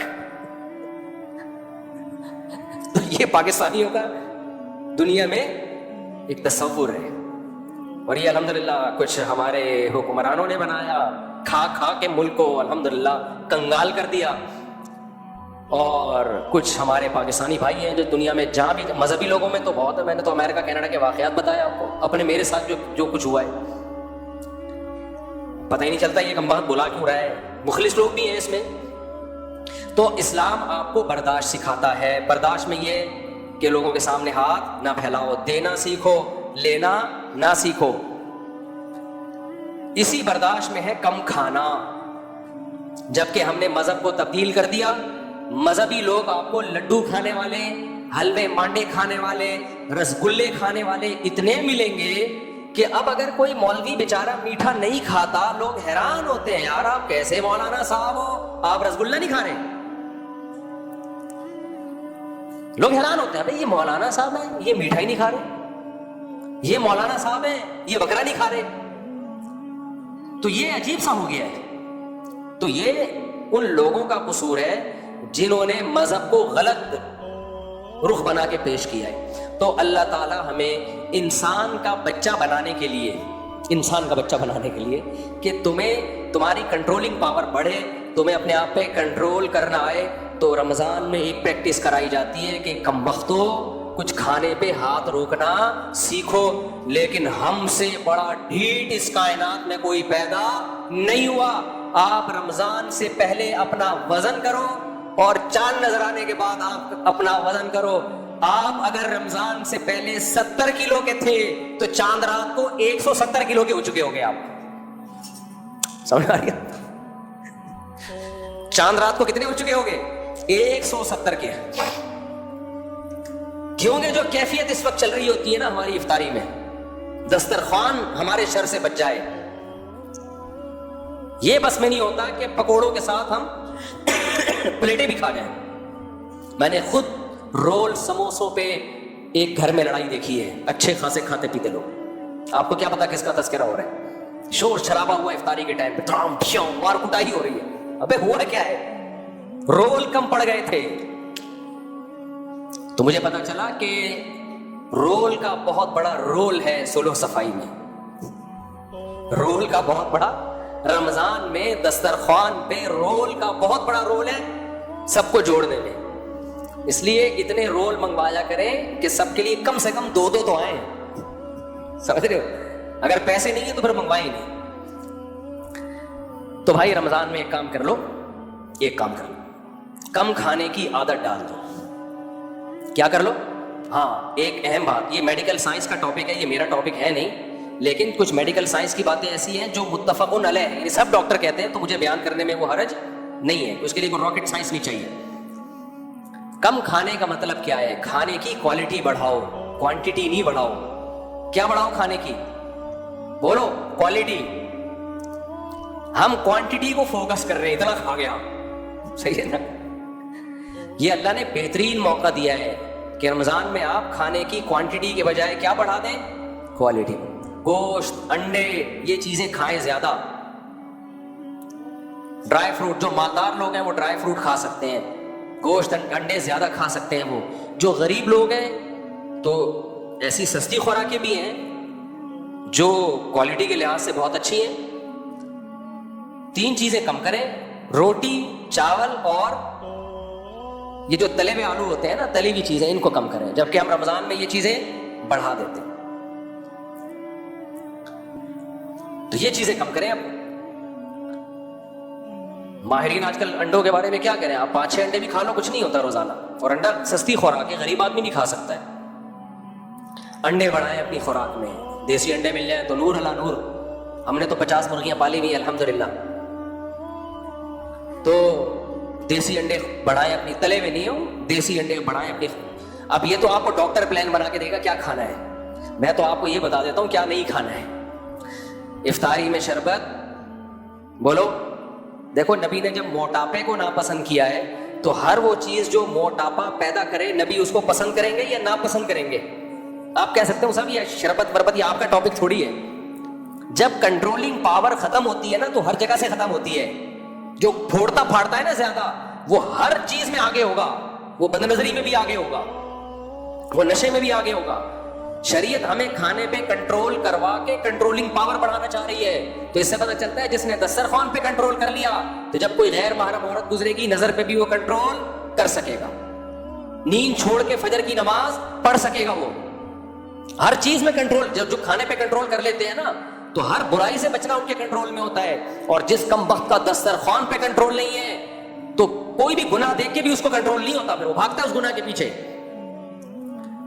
تو اپنی صحت کا بھی خیال کرو میرے بھائی. اس رمضان میں اللہ نے بہترین موقع دیا ہے کہ انسان کے بچے بن جاؤ. ہم لوگ بھینس نہیں ہے, ہم لوگ کیا ہے. ایک واقعہ سنا کے بیان ختم کرتا ہوں. دیکھو ڈاکٹر لوگ بولتے ہیں, ڈاکٹر لوگ کیا بولتے ہیں, تجربے سے ثابت ہے یہ چیز. پیکنگ کی ہر چیز کو گھر سے نکال دو. کوئی بھی چیز جو کمپنی بنا کے دے رہی ہے کتنی اچھی ہو, کتنے اس کے خوبصورت اس پہ لیبل ہو, وائٹامن سی کے آ رہے ہیں نا ڈبے. ایک ڈاکٹر سے میں نے پوچھا, اس نے بولا اس میں وائٹامن سی کے علاوہ سب کچھ ہے, صرف سی ہے, یہ والا سی ہے لکھا ہوا. پتہ نہیں کس کس پروسیس سے گزارا جا رہا ہے ان کو. تو جس چیز پہ انسانی ہاتھ نے تصرف کر لیا نا اس سے اپنے آپ کو بچاؤ. ڈبے کی کوئی چیز نہیں کھاؤ, جتنی اچھی کمپنی ہو. ڈبے کی طرف وہ جائے میرے بھائی جو جس کو صحت کا بیڑا غرق کرنے کا. لوگ میں نے دیکھا ہے وہ جہاز میں جب میرے بہت سفر ہوتے ہیں تو وہ لوگ نا ایئر ہوسٹس سے مانگتے ہیں وائٹامن سی, وہ جو ہے نا جوس سنترے کا وائٹامن سی ہے اس میں, وہ لے آؤ. اس میں وائٹامن سی نہیں ہوتا, ٹھیک ہے. اسے جس پروسیس سے گزارا جاتا ہے, وائٹامن سی اتنی نازک نرم و نازک چیز ہے کہ وہی ہے کہ وہ ایک کانچ کے جیسے برتن ہوتے ہیں نا, ایک بورے میں لے کے ایک صاحب کانچ کے برتن لے کے جا رہے تھے تو ایک صاحب کو عادت تھی ہر چیز کو ٹھوکر مار کے پوچھتا کہ یہ کیا ہے. تو اس بیچارے نے بورا نیچے رکھا, سیٹ صاحب نے ٹھوکر مارا کہ اس میں کیا ہے. اس نے کہا ہے نہیں, تھا کانچ کے برتن, اب ٹھوکر لگایا تو تھا نا تھوڑی. تو وائٹامن سی بھی ایسی چیز ہے کہ ذرا سا کوئی آپ نے ہیٹ دے دی اس کو یا تھوڑا سے کچھ کوئی کیمیکل ڈال دیا تو وائٹامن سی ڈبے پہ جب لکھا تھا اس وقت تھا, ٹھیک ہے نا. اب کیا ہے, اب نہیں ہے. تو وہ مجھے ہنسی آ رہی ہوتی ہے, وائٹامن سی سمجھ کے پی رہا ہے اس کو نا, پیسے بھی خرچ کر رہا ہے. تو گلا اس سے فوراً بیٹھ جاتا ہے, ایسیڈیٹی فوراً شروع. میرا تو گلا بہت سینسیٹیو ہے, میں نے جب کوئی پیکنگ کی چیز ڈبے کی چیز خرید کے پیے یا فوراً گلا بیٹھا ہے, فوراً پیٹ میں محسوس ہوا ہے کہ تیزابیت بڑھ گئی ہے. نیچرل چیزیں صبح شام کھاتے پیتے رہو کچھ بھی نہیں ہوتا. یہ آپ دیکھ لو, یہ جو سیب کا مربع ہے نا بازار سے خرید کے کھاؤ, آپ ایک سیب کھاؤ گے آپ کو جلن شروع ہو جائے گی. کل کوئی جاننے والے قبلہ حکیم تھے, انہوں نے میرے لیے سیب کا مربع بھیجا, بڑا 3 سیب کھا گیا میں ایک ٹائم. اللہ بچائے, کم کھانے کی باتیں کر رہا ہوں. کچھ ایسا زبردست ہضم ہوئے کیونکہ وہ ایک قابل اعتماد آدمی نے خود بنایا اپنے ہاتھوں سے. تو کمپنی تو اس کو سیو کرنے کے لیے پتہ نہیں کیا کیا ڈال رہی ہے. تو ڈبے کی چیزوں سے اپنے آپ کو اور اپنے بچوں کو بولو بچاؤ. چینی بھی ڈبے کی چیز ہی ہے, سمجھ رہے ہو, چینی بھی کوئی کھانے والی چیز نہیں ہے. شہد کی عادت ڈالو میرے بھائی, شہد کے پیسے نہیں ہیں, گڑ کھا لو, گڑ. اور گڑ بھی آج کل کیمیکل والا آ رہا ہے, اس کو بھی جب تک جا کے گنا لے کے خود پکا کے نہیں بناؤ نا یقین نہیں آتا, یا کوئی بہت زیادہ قابل اعتماد ہو. خیر یہ ایک الگ ٹاپک ہے. تو جو چیزیں ہم کھا رہے ہیں وہ صحت کو نقصان پہنچا رہی ہیں, اپنی خوراک کو ٹھیک کرنے کی ضرورت ہے. جب آپ کا کنٹرول ہوگا تو خواہشات میں ہر جگہ آپ کا کنٹرول ہو جائے گا. بس آخری بات سنا کے بیان ختم کرتا ہوں. شاید حضرت مولانا قاسم نانوتوی رحمۃ اللہ علیہ کا واقعہ ہے, یہ میں آپ کو بتا رہا ہوں کہ اسلام کیا چاہتا ہے آپ سے. اسلام کیا چاہتا ہے, اسلام کا مزاج کیا ہے. مولانا قاسم نانوتوی کا کسی ہندو پنڈت سے مقابلہ ہوا, مناظرہ. تو اس ہندو پنڈت نے کہا کہ دیکھو اسلام سچا دین ہے, یہ ہندو مذہب سچا دین ہے. اس کا ایسے پتہ چل جائے گا کہ یہ دیگ رکھی ہوئی ہے نا کھانے کی, میں پوری دیگ کھا لوں گا اور نہیں مروں گا. آپ بھی ایسی ایک دیگ کھا کے بتاؤ. بھائی انسان کے بس میں ہے دیگ کھانا, لیکن وہ ہندو پنڈت نے اس لیے کہا کہ میں پوری دیگ کھا جاؤں گا کہ بس یہ معجزہ ہوگا, یہ اس کی علامت ہوگی کہ پوری دیگ میں نے کھا لی اور پیٹ میں اسپیس اتنی سی ہے, پھر بھی وہ دیگ مختلف کھانچوں میں پہنچ گئی اور میں نہیں مرا. اس کا مطلب بھگوان کس کے ساتھ ہے, میرے ساتھ. کہ اتنا بڑا میں نے کارنامہ سر انجام دیا, پوری دیگ کھا گیا اور پھر بھی نہیں مرا, تو یہ معجزہ ہوگا, یہ چمتکار ہوگی, اور یہ اس کی علامت ہوگی کہ یہ بھگوان کس کے ساتھ ہے. بولو میرے ساتھ، اور آپ دیکھ کھاؤ، میں گارنٹی سے کہتا ہوں آپ مر جاؤ گے. یہ اس کی علامت ہوگی کہ بھگوان آپ کا ساتھ نہیں دے رہا. اب مولانا قاسم نانوتوی تھے غالباً یا کوئی اور بزرگ تھے میرا خیال ہے، نام ذہن سے کسی نیٹ پہ لکھ کے بتایا بھی تھا، پھر میں بھول گیا. اب وہ بیٹھ گئے بیچارے سر جھکا کے نا، لوگوں نے تالیاں بجانا شروع کر دی. یہ تو ہار گئے بھائی، ان کے بس کا نہیں ہے. اس کا مطلب بھگوان کس کے ساتھ ہے؟ ان کے ساتھ ہے. ان کے بس میں نہیں ہے بھائی، یہ نہیں. کافی دیر سوچ بچار کے نا انہوں نے سر اٹھا کے کہا کہ دیکھو بھائی، ایکچولی بات اصل میں یہ ہے کہ دیگیں کھانا انسانوں کا کام نہیں ہے، بھینسوں کا کام ہے. بھینس کو جب ہم چارہ ڈال کے دیتے ہیں تو پلیٹ میں دیتے ہیں یا اتنے بڑے دیگڑے میں دیتے ہیں؟ کبھی آپ نے دیکھا 3 لڈو بھینس کے سامنے آپ نے، بھینس بولے گی میرے ساتھ کیا مذاق کر رہا ہے بھائی تو. تو یہ جو اتنی بڑی بڑی دیگیں کھانا یہ بھینسوں کا کام ہے، یہ انسانوں کا کام نہیں ہے. انسان میں اللہ نے خواہشات کو کنٹرول کرنے کی طاقت رکھی ہے. میں 1 ہفتہ کھائے پیے بغیر رہ کے دکھاتا ہوں تو بھی 1 ہفتہ رہ کے دکھاؤں. سمجھ میں آ رہی ہے بات؟ میں 1 ہفتہ کھانے اور پینے پہ کنٹرول، مجھے پیاس لگے گی نہیں پیوں گا پانی، بھوک لگے گی کھانا نہیں کھاؤں گا، تو بھی 1 ہفتہ یہ کر کے دکھا دے. جو جس نے کر لیا اس کی علامت اس کا دین سچا ہے. تو اسی وقت مناظرہ ہار گیا، اس میں نہیں ہو سکتا بھائی. تو اب آپ کو اسلام کا فلسفہ سمجھ میں آیا؟ جو کھائے پیے بغیر گزارا کر لے وہ اچھا مسلمان ہے. جس کم وقت کو 1 دن کا ناشتے کا ناغہ ہو جائے اور پاگلوں کی طرح سر دیوار پہ کوٹنے لگے، پھوڑنے لگے. ہم جب چھوٹے بچے تھے، جب گھر میں آتے تھے، مجھے اپنے اسکول کا زمانہ یاد ہے کہ جب گھر میں آتے تھے پوچھتے تھے کیا پکا ہے. اگر ہماری اماں نے کہہ دیا نا ابھی پکنے میں آدھا گھنٹہ باقی ہے، کھانا پک رہا ہے آدھا گھنٹہ، میں پلیٹیں اٹھا اٹھا کے پڑوسیوں کے یہاں پھینکتا تھا. سمجھ رہے؟ اور ایسے دروازہ نہیں یوں پکڑتا تھا، دوڑ کر کے مارا، دروازہ یوں لے کر گئے. بڑا زبردست طریقہ یہ، دروازہ کھولا لکڑی کا دروازہ، پھر دوڑ کر کے مارا اس کو، اس سے ایک آواز آتی تھی. یہ ہمارے احتجاج کا طریقہ ہوتا تھا، پلیٹ اٹھا کے دیوار پہ مار رہے ہیں دوڑ دوڑ. تو بچوں پہ یہ چیزیں سوٹ کرتی ہیں. بچپنا تھا نا، کیا خیال ہے؟ بچے اس طرح کی ضد کریں، کھانا نہیں مل رہا جوتے اٹھا اٹھا کے مار رہے ہیں. وہ الگ بات ہے کہ پھر ہر ایکشن کا ری ایکشن ہوتا ہے.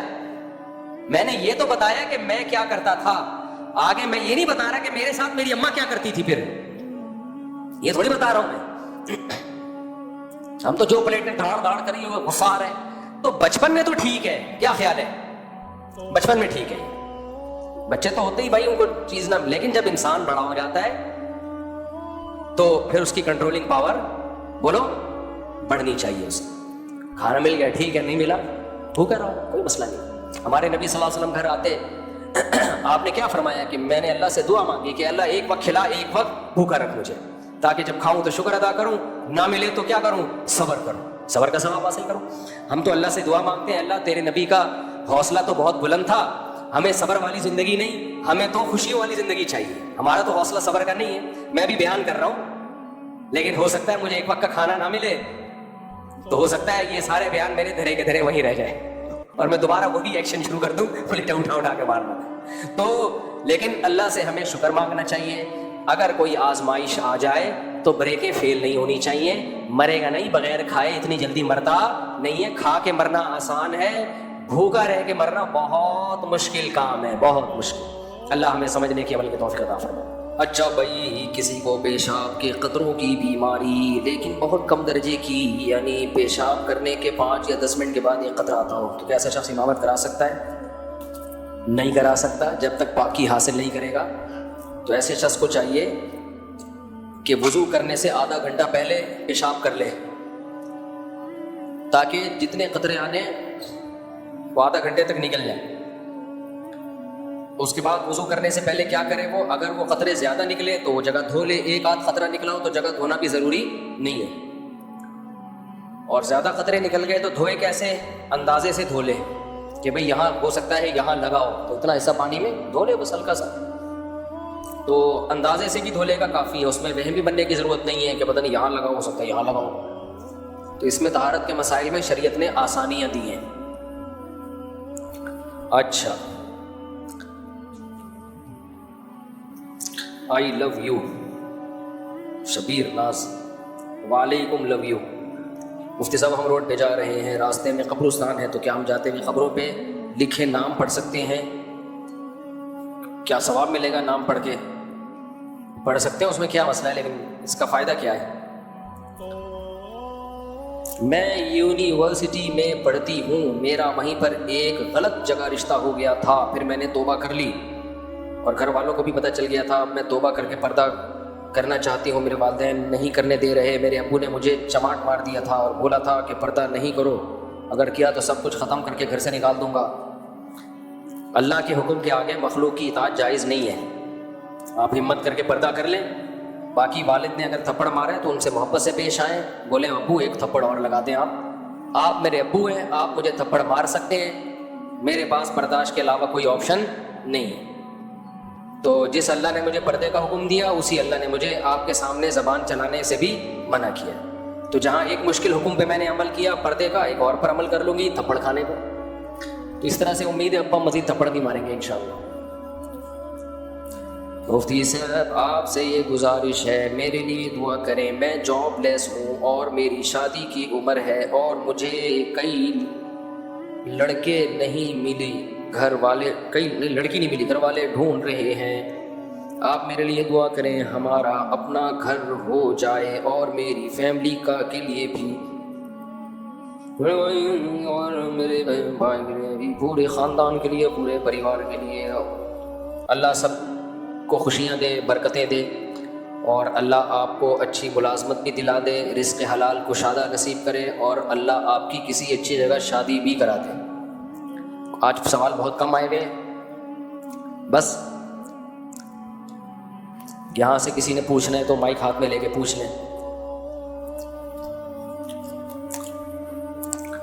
مفتی صاحب آپ سے ملاقات کرنی ہے ہم، ہاں پتہ نہیں کیا لکھا ہوا ہے، پہلے ہی بھائی کیا لکھا ہوا ہے، پڑھ کے سناؤ، مجھے سمجھ نہیں آیا، آپ کو بھی سمجھ نہیں آیا۔ بھائی کوئی سوال پوچھنا ہے تو یہیں سے پوچھ لیں، ہاں بھائی پوچھو، وہ بھائی آ رہے ہیں سوال پوچھنے آ رہے ہیں، آ جاؤ۔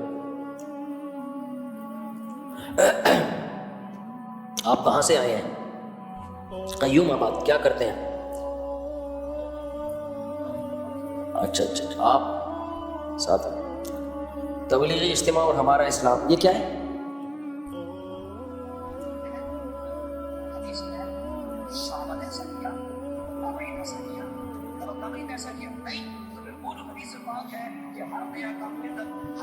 یہ پرانا اشکال ہے، یہ لیں، یہ تبلیغ والوں پہ اعتراض کرتے ہیں کہ تبلیغ میں جو اجتماع ہوتے ہیں کیا صحابہ نے کیے، کیا قرآن میں ہے، کیا حدیث میں ہے؟ تو اگر یہ تبلیغی اجتماع بدعت نہیں ہے تو پھر ہمارے بھی جتنے ہم کام کر رہے ہیں وہ بھی بدعت نہیں ہے۔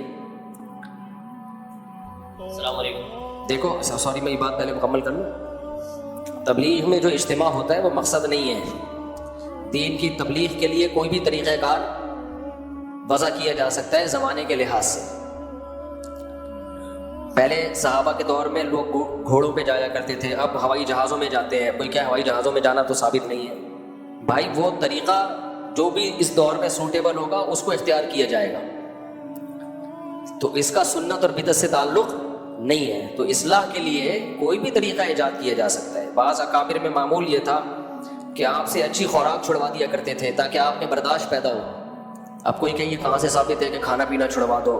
بھائی موٹیویشن کے لیے، پریکٹس کے لیے، انسان کو مشقتوں کا عادی بنانے کے لیے کچھ بھی کروایا جا سکتا ہے اس سے، جبکہ جو بدعتی لوگ جو بدعتیں کر رہے ہوتے ہیں ان کا وہ طریقہ نہیں ہوتا کہ کسی اور چیز تک پہنچنے کا ذریعہ، بلکہ وہ ذریعے ہی کو انہوں نے وضع کیا ہوتا ہے دین میں، اس ذریعے ہی کو وضع کیا ہوتا ہے انہوں نے دین میں، جس کا نبی صلی اللہ علیہ وسلم سے ہمیں کوئی ثبوت نہیں ملتا۔ تو کبھی بھی باطل آدمی جب کوئی اعتراض کرے نا تو آپ اس کے اعتراض کا جواب دینے کے بجائے اس پہ الٹا اعتراض کر لیا کرو۔ آپ کہا کرو کہ اچھا تم جو کچھ کر رہے ہو اگر یہ بدعت نہیں ہے تو پھر بدعت ہے کیا؟ آپ خود بتا دو ہمیں، پھر بدعت کسے کہتے ہیں؟ کوئی قسم ہوگی نا بدعت کی، حدیث میں جو آتا ہے ہر بدعت گمراہی ہے، تو آپ خود بتا دو وہ کیا ہے، وہ کون سی والی بدعت مراد ہے اس سے؟ وہ کہے گا زنا کرنا، شراب پینا، تو بھائی یہ تو ویسے ہی گناہ ہے نا، یہ بدعت تھوڑی ہے، یہ تو ویسے ہی گناہ ہے۔ تو آپ خود بتا دو دین میں کیا ایجاد کریں گے تو ہم اسے کہیں گے کہ یہ کیا ہے، یہ بدعت ایجاد ہے۔ مفتی صاحب آپ سے ایک سوال ہے جس کی وجہ سے دوستوں میں اکثر جھگڑا ہوں گے، شیطان کو اللہ نے آگ سے کیوں بنایا جبکہ وہ فرشتوں کا سردار رہا ہے؟ یہ تو کہیں بھی نہیں ہے کہ شیطان فرشتوں کا سردار تھا. یہ اعتراض تو جب بنتا ہے جب یہ اعتراض تو درست ہونا، یعنی یہ بات مان لی جائے. تو کہیں بھی نہیں ہے کہ شیطان فرشتوں کا سردار تھا. شیطان جنات کا سردار تھا، فرشتوں کا سردار نہیں تھا. باقی یہ کہ اللہ نے اسے آگ سے کیوں بنایا، یہ ایسے ہی ہے جیسے کوئی ہم پہ اللہ نے ہمیں مٹی سے کیوں بنایا. کمپنی والوں نے شیمپو کی بوتل پلاسٹک سے کیوں بنائی؟ کیا خیال ہے بھائی؟ آپ نے یہ پرس چمڑے سے کیوں بنایا؟ آپ نے اپنا گھر سیمنٹ بجری سے کیوں بنایا؟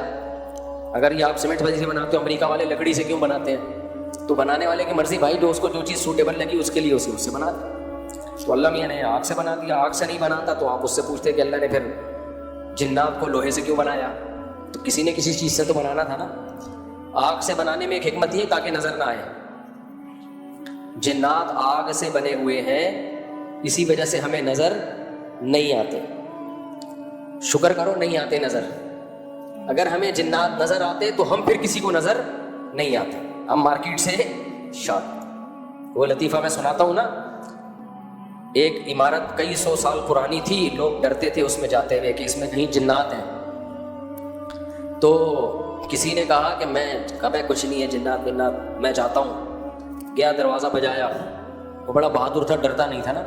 اندر سے ایک صاحب نکلے تو اس گیٹ ناک کرنے والے نے کہا کہ میں نے سنا یہاں جنات رہتے ہیں. تو وہ بندہ کہتا ہے میں تو 500 سال سے ہوں، اب تک تو مجھے کوئی جن یہاں نظر نہیں آیا. یہ بے ہوش ہو کے گر گیا. 500 سال سے رہ رہے تو انسان کا بچہ تو نہیں ہوگا نا. اچھا، یہاں بھی عامل لوگ ایک لمبی پھینکتے ہیں، کیونکہ مشہور یہ ہے کہ جنات کی عمریں بہت لمبی ہوتی ہیں. تو عامل لوگ یہ اکثر و بیشتر کہ فلاں صحابی جن سے ہماری ملاقات ہوئی ہے، یہ دجال ہے ایک نمبر کے کذاب. کہتے ہیں ہماری ملاقات ہوئی ہے صحابی جن سے. تو جھوٹ بول رہے ہوتے ہیں اور پھر دلیل یہ دیتے ہیں کہ دیکھو ہم نے اس صحابی نے ہمیں یہ بتایا تو ہماری یہ خبر سچی نکلی. تو صحابی تو غیب کا علم نہیں بتاتے کبھی کسی کو. تو یہ پھیکو ہوتے ہیں، بہت بڑے پھیکو ہوتے ہیں. ان سے ڈرو مت، ان کو ڈراؤ. سمجھ رہے ہو؟ ان کو ڈرایا کرو، ان کو بولا کرو. اب کیسے ڈراؤ یہ میں مائک میں نہیں بتا سکتا. ان کو ڈرایا کرو، گالیاں دیا کرو ان کو موٹی موٹی. اس گالیوں سے یہ ہوتا ہے آپ کے دل سے ان کا تقدس نکلے گا. جب تک یہ تقدس نہیں نکلے گا نا، جن چڑیل بھوت سے تم نکلو گے نہیں باہر. وہ بیان کے دوران وہ واقعہ تو ادھورا ہی رہ گیا تھا نا. میں جب یہ کہہ رہا تھا نا یہ مذہبی لوگ کے بارے میں ہے کہ ان میں برداشت نہیں ہے، لوگوں میں ہم نے مشہور کیا ہے. تو وہ جو میرے خلاف فتوے دیتا ہے نا عورتوں کو بنیاد سوکھنے والا، تو میں نے کچھ لڑکوں کو بھیجا کہ یار جا کے اس کی ریکارڈنگ کرو، اس کے خلاف ہم FIR کاٹتے ہیں، لوگوں کو قتل کی دھمکیاں دے رہے ہیں. تو ہمارے جب لڑکے گئے تو وہ کہہ رہے اتنا چیخ کے بیان کر رہا تھا کہ کان پھٹ رہے تھے. تو میں نے کہا وہاں محلے والے کیسے سنتے ہیں؟ باقی محلے والے بھی بیچارے مجبور ہوتے ہیں کہ بھائی آرام سے بات کر لو، چیخنے کی کیا ضرورت ہے. اچھا میرے بھائی مفتی صاحب آپ ایک سوال ہے جس کی وجہ سے دوستوں میں اکثر جھگڑا ہوتا ہے. یہ تو ہو گیا. ہاں ہم ظہر کی 4 رکعت سنت پڑھتے ہیں تو نیت کرتے وقت سنت ہی کہتے ہیں، اور نیت کہتے ہیں نبی کے قول و فعل اور تقریر کو. نیت اس کو تو نہیں کہتے، سنت سوری. تو سنت کی نہیں، سنت کہتے ہیں نبی کے قول فعل تقریر کو. تو حضرت میرا سوال یہ ہے کہ آپ صلی اللہ علیہ وسلم خود نیت کرتے وقت کیا فرماتے تھے، کیا کرتے تھے؟ کیا وہ بھی سنت ہی کہتے تھے یا کوئی اور لفظ بولتے تھے؟ یہ جو نیت کے بارے میں ہم لوگوں نے اتنا تکلف کیا ہوا ہے نا، 4 سنت اور 2 سنت 2 نفل، اس تکلف کی بالکل ضرورت نہیں ہے. نیت کا فلسفہ کیا ہے یہ سمجھو. نیت کا فلسفہ کیا ہے؟ نیت کا فلسفہ یہ ہے تمییز العادہ عن العبادہ، پھر تمییز جنس العبادہ عن عبادت آخر. عادت اور عبادت کو ایک دوسرے سے جدا کرنا. یہ فلسفہ نیت کا سمجھ میں آ گیا نا تو مسئلہ حل ہو جائے. مثال کے طور پر آدمی بعض دفعہ ویسے بھی قبلے کی طرف رخ کر کے کھڑا ہوتا ہے، بعض دفعہ ویسے بھی ہاتھ باندھ کے کھڑا ہوا ہوتا ہے. تو یہ تو عادتاً ہوتا ہے نا. تو یہ فرق کرنا کہ یہ میں بطور عادت کے نہیں بلکہ نماز کی عبادت کے طور پر میں کھڑا ہوا ہوں، اس کے لیے نیت کرنی پڑے گی کہ یہ نماز والا کھڑا ہونا ہے، یہ ایویں ہی نہیں کھڑا ہوا. یہ نیت کے بغیر ممکن نہیں ہے. تو اس لیے اتنی نیت ضروری ہے کہ میں نماز پڑھ رہا ہوں. آئی بات سمجھ میں؟ پھر نمازیں بھی بہت ساری سیم ہوتی ہیں، ایک جیسی ہوتی ہیں. مثال کے طور پر ظہر کی 4 سنت بھی 4 ہے اور ظہر کے 4 فرض بھی کیا ہیں؟ 4 ہیں. تو اتنی نیت کہ یہ فرض ہے، فرض کے علاوہ نماز نہیں ہے، تو یہ نیت بھی کیا ہے؟ ضروری، ورنہ اس کے بغیر پتہ کیسے چلے گا کہ آپ نے پڑھا کیا ہے؟ تو یہ نیت آپ نے کر لی کہ بھائی یہ فرض ہے بس. اب اس میں 4 کی نیت ضروری نہیں ہے.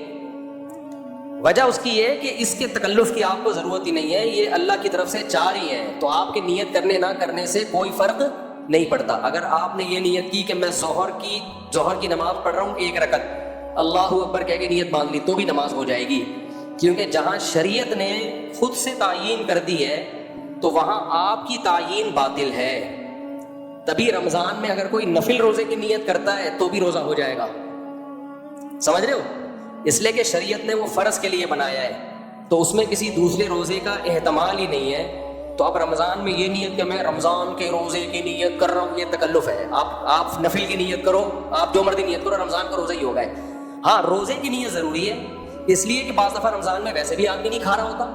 بیٹھ جائیں بھائی آپ صبح اٹھے، آپ کی روزہ ہی نہیں رکھنا، آپ بھوکے ہو، آپ نے کہا کہ چلو 11-12 بجے ناشتہ کروں گا میں. تو اس لیے نیت ضروری ہے تاکہ پتہ چل جائے عادت، یعنی آپ جو نارمل روٹین میں جو نہیں کھاتے یہ وہ والا نہیں کھانا ہے یا عبادت کی نیت سے نہیں کھا رہے آپ. تو یہ نیت کے بغیر فرق ہو نہیں سکتا. تو رمضان میں آپ کو یہ نیت کرنی پڑے گی میرا روزہ ہے، یعنی میں نہیں کھا رہا یہ روزے کی وجہ سے نہیں کھا رہا. تو صبح ایک دفعہ یہ نیت کر لے بس کافی ہے. اس میں یہ نیت کہ رمضان کا ہے، شوال کا ہے، کون سا ہے یہ ضروری، اللہ نے متعین کر دیا کہ رمضان کا روزہ ہے. تو صرف نفس روزے کی نیت یہ کافی ہے، الگ سے رمضان کے روزے کی نیت ضروری نہیں ہے. تو فرض نماز میں 4 رکعت یا 2 رکعت کی نیت ضروری نہیں ہے، اتنی کہ فرض پڑھ رہا ہوں بس. بھلے 1 رکعت کی نیت کر لو، 2 کی نیت کر لو، یہ کوئی وہ نہیں. سمجھتے ہو کہ نہیں سمجھتے؟ اب سفر میں 2 فرض ہوتے ہیں، تو آپ 4 کی نیت بھی کرو گے تو 2 ہی فرض ہوں گے اور ہو جائے گی نماز، کیونکہ وہ اللہ کی طرف سے 2 متعین ہے. اس میں آپ کے پاس یہ رائٹ ہی نہیں ہے کہ 2 کے 4 پڑھو آپ، یا 4 کی 2 کر دو. تو جب آپ سفر میں جاتے ہو فرض کی نیت، لوگ اتنی ٹینشن میں ہوتے ہیں 2 رکعت ظہر کی نیت فرض، منہ میرا قبلے کی طرف، پیچھے اس امام کے، یہ فضول بات ہے بالکل. آپ نے سفر میں جانا ہے، ظہر کی نماز پڑھ رہا ہوں، عصر کی پڑھ رہا ہوں، مغرب کی پڑھ رہا ہوں، عشاء کی پڑھ رہا ہوں، یہ فرق کرو بس. باقی 3 رکعتیں 2 رکعتیں 4 رکعتیں یہ نیت ضروری نہیں ہے آپ کی. سمجھتے ہو؟ سنتوں میں کیا ہے کہ سنتوں میں ظہر سے پہلے 4 سنت ہوتی ہیں، تو بس اتنی نیت کہ نماز پڑھ رہا ہوں میں مطلق سن، ظہر سے پہلے نماز، فرض نہیں پڑھ رہا میں فرض نہیں پڑھ رہا. تو وہ خود بخود سنت ہی ہے، وہ 4 سنت جو پڑھتے ہیں ہم. مغرب کے بعد 2 سنتیں ہوتی ہیں تو بس فرض نہیں پڑھ رہا، تو وہ خود بخود کیا ہو جائیں گی؟ مغرب کے بعد کی 2 سنتوں میں بس آپ نے یہ نیت کرنی ہے کہ کچھ کرنی نہیں، نماز پڑھ رہا ہوں بس کافی ہے. نماز پڑھ رہا ہوں میں، مذاق نہیں کر رہا میں، ٹھیک ہے نا؟ میں کیا کر رہا ہوں؟ نماز پڑھ رہا ہوں. تو بس فرض کی نیت نہیں ہوگی تو وہ خود بخود سنت بن جائے گی. وتر میں آپ نے نیت کرنی ہے کہ یہ وتر نماز ہے، کیونکہ 3 رکعتیں تو مغرب کی بھی ہوتی ہیں، کیا پتہ چلے گا آپ کون سی پڑھ رہے ہو، قضا تو نہیں پڑھ رہے، تو بھائی میں وتر پڑھ رہا ہوں. اچھا، ادا اور قضا میں ایک اہم بات یہ ہے کہ اگر آپ کی ظہر کی نماز قضا ہو گئی اور آپ وہ عصر میں پڑھ رہے ہو تو الگ سے قضا کی نیت بھی ضروری نہیں ہے، اس لیے کہ جو ہونا تھا وہ تو ہو گیا.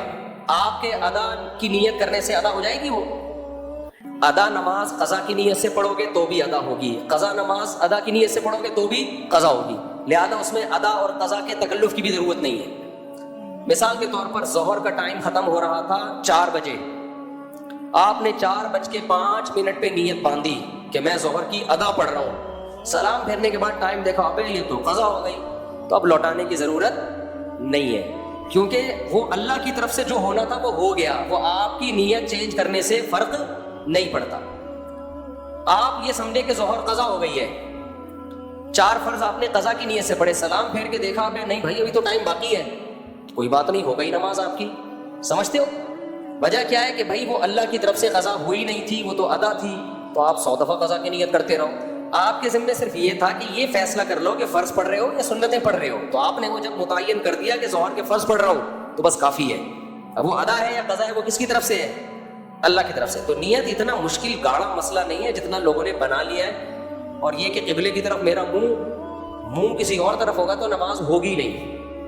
منہ کا ہونا کدھر ضروری ہے؟ تو ایسے ہی اس میں یہ نیت ضروری نہیں ہے. ہاں جماعت کی نماز اور انفرادی نماز میں بھی فرق ہوتا ہے. جماعت کی نماز کے احکام الگ ہوتے ہیں, انفرادی نماز کے احکام الگ ہوتے ہیں. تو اس لیے جماعت سے اگر پڑھ رہے ہو تو جماعت کی نیت کرنی پڑے گی, لیکن وہ ہوتی ہے آلریڈی پہلے سے. جب صف میں آ کے کھڑے ہوئے ہو یوں کر کے نیت باندھ لو تو کیا کرنے آئے ہو؟ یہاں پہ اکیلے پڑھنی تھی وہیں پڑھ لیتا نا وضو خانے میں. تو اس لیے اس میں بھی زیادہ ٹینشن لینے کی ضرورت نہیں ہے. تو نیت کا مسئلے کو لوگوں نے بہت زیادہ پیچیدہ بنا دیا, گھنٹوں گھنٹوں نیتیں یاد کر رہے ہوتے ہیں بیٹھ کے. اتنی مشکل نماز نہیں ہے جتنی مشکل نیت ہے. الٹا کام کرنے سے پہلے کوئی نیت نہیں کریں گے. میں نیت کرتا ہوں گٹکا کھانے کی, وہ کھائے چلے جا رہے ہیں. میں نیت کرتا ہوں سگریٹ پینے کی, پیے چلے جا رہے ہیں. اچھا کام ہوگا تو آدھا گھنٹہ نیت میں برباد کر دے گا, کبھی کام ہی نہیں ہو پاتا. پاکستان کی ایک عظیم دینی درسگاہ جامعہ حقانیہ کوڑا خٹک میں خودکش دھماکہ ہوا ہے, جس میں کئی نمازی شہید اور زخمی ہوئے. مولانا سمیع الحق صاحب کے صاحبزادے مولانا حامد الحق صاحب بھی جامع شہادت نوش فرما گئے. دل سے دعا ہے اللہ تعالیٰ ان کی مغفرت کرے, ان کے درجات بلند کرے. اور جو طلبہ بھی شہید ہوئے اللہ ان کے بھی درجات بلند کرے. ان کے لواحقین کو اللہ صبر جمیل کی توفیق دے. جو زخمی ہوئے اللہ ان کو جلد سے جلد صحت عطا فرمائے. اور جو لوگ بھی اس قسم کی کارروائیوں میں ملوث ہیں اللہ ان کو ہدایت دے. ہدایت کے قابل نہیں ہے اللہ ان کو تباہ و برباد کرے. یہ جتنے دہشت گرد ہیں سارے غیر مسلم ممالک ان کی دہشت گردی سے محفوظ ہیں. یہ ساری ایکٹیویٹیز مسلمان کنٹریز میں ہی کرتے ہیں جہاں مسلمان رہتے ہیں. تو اللہ ان دہشت گردوں سے ہمارے ملک کو جلد سے جلد نجات عطا فرمائے. کب ہے؟ جلدی آ جاؤ یار. دلہن کا نام شگفتہ ودیت غلام قادر شاہانی. دلہن کے وکیل کیا نام ہے بھائی؟ عبد القدیر. کہاں ہے؟ آپ نے اجازت دی کہ میں 50,000 روپے مہر میں محمد حارث ولد طارق حسن ان سے نکاح کروں شگفتہ بنت غلام قادر شاہانی کا. ٹھیک ہے, اجازت ہے. کہاں ہے دولہا؟ جلدی